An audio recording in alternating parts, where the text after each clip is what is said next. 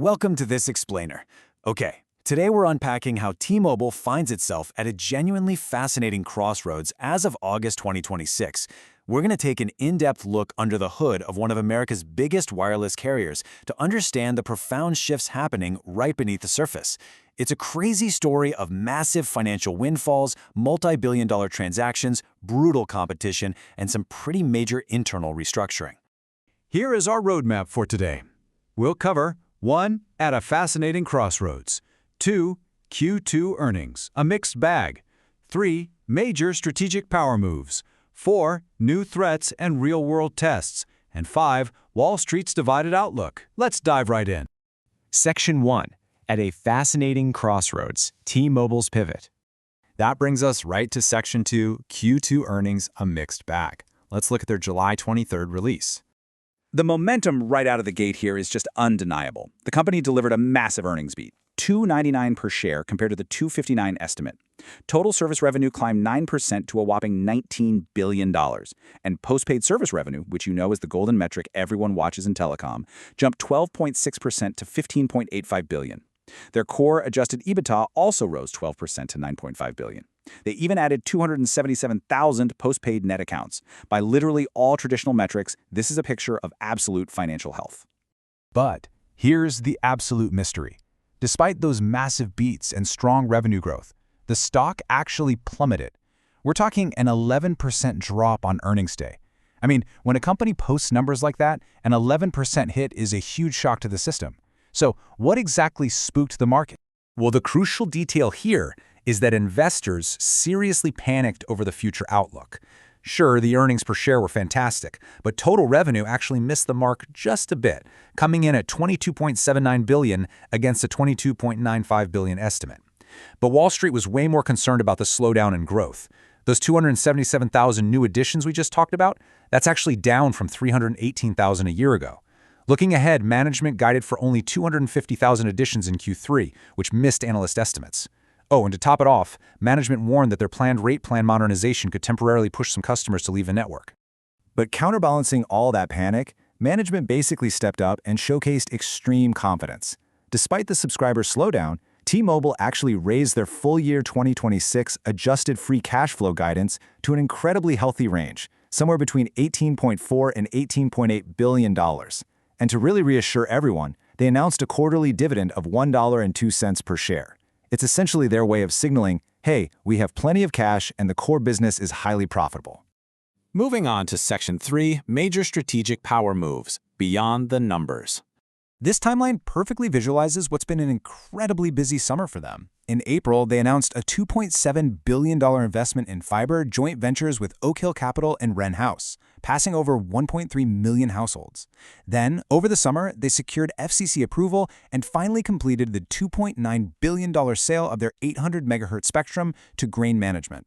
Basically, they brilliantly strengthened their low-band spectrum while significantly padding their bank account. Now, take a look at this number, $6.63 billion. The sheer scale of BlackRock's Q2 investment here is staggering. The world's largest asset manager scooped up roughly 39.5 million shares, securing a 3.68% stake in the carrier. When a giant like BlackRock takes a position this large, it's a massive institutional vote of confidence. They are completely looking past that short-term earnings day volatility we talked about. But you guys, the most dramatic story of the summer is this massive $300 billion figure. That represents the proposed full merger with parent company Deutsche Telekom, a colossal deal that T-Mobile executives just completely walked away from. Walking away from a deal like that, especially after pushback from non-controlling shareholders and regulators, was huge. But it means T-Mobile is prioritizing its vast cash reserves for U.S. infrastructure instead of getting tangled up in European operations. By stepping away, they are essentially preserving that $18 billion in annual free cash flow strictly for domestic 5G expansion. They're doubling down on America. Which brings us to Section 4, new threats and real-world tests, facing the competition. Because going it alone in the U.S. is not going to be easy. T-Mobile is being squeezed from two totally different directions right now. On one side, traditional rivals like AT&T and Verizon are ramping up highly aggressive offers for price-conscious customers. It's gotten so fierce that Wolf Research actually downgraded T-Mobile to peer perform back in mid-August. And then, on the other side, you have the ultimate disruptor, SpaceX. Starlink is targeting a 2027 launch for direct-to-cell mobile service right here in the US. Now, while Elon Musk's Starlink definitely feels like a potential existential threat to traditional cell towers, it's absolutely fascinating how T-Mobile is playing this. CEO Srini Gopalan has publicly downplayed the threat, arguing that satellite service is just going to be complementary. But here is the genius hedge. T-Mobile is actually SpaceX's exclusive U.S. partner for their cellular satellite offering. If you can't beat them, partner with them. And look, this isn't just some theoretical tech. We saw this partnership literally save lives during Tropical Storm Lala in mid-August. When terrestrial networks in Hawaii were threatened by the storm, T-Mobile activated T-Satellite, providing essential text and 911 coverage across the islands. It was a perfect real-world test of why this complementary technology is an absolute game-changer. Internally, however, staying this agile has come at a very real human cost. To eliminate duplicative roles and streamline things, T-Mobile reduced its U.S. workforce by 6.7% in the first half of 2026. That's 4,671 jobs eliminated, bringing the U.S. headcount down to just over 65,000 employees. Which leads us to Section 5, Wall Street's Divided Outlook, the market reaction. So how are the experts digesting all of these aggressive moves and structural headwinds? Well, they're pretty torn. The consensus among 30 analysts is still a moderate buy with a target of $252. But you have firms like Bernstein holding firm at neutral with a lower $220 target. And when you factor in a 26% decline in the stock price over the past year, yeah, it's safe to say Wall Street is highly divided on where this goes next. I think Jim Cramer on CNBC hit the nail on the head here. He noted that investors are essentially paralyzed by a fear of the future. He called it a 1-2 punch because you have this deceleration in traditional growth combined with the looming unpredictable threat of SpaceX.